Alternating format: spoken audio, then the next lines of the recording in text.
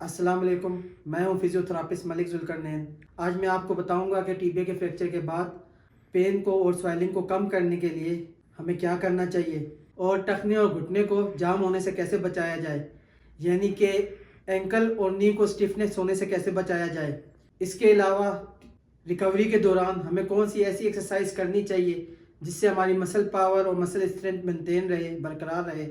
और आखिर में मैं आपको बताऊंगा कि टीबिया के फ्रैक्चर के बाद आप टांग पे कैसे और किस तरीके से वजन डालें।